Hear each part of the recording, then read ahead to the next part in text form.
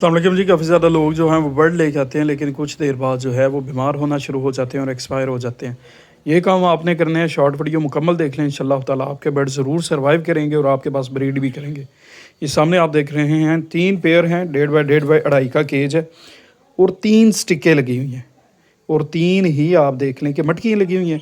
अब इनके दाने पानी के लिए देखें, बड़ा पॉट रखा हुआ है जिसमें 6 खाने हैं, आप देख सकते हैं, ठीक है, खाने के लिए।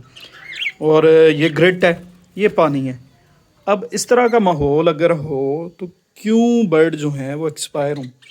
और नीचे जो है वो ट्रे है साफ़ सुथराई के लिए, ठीक है जी।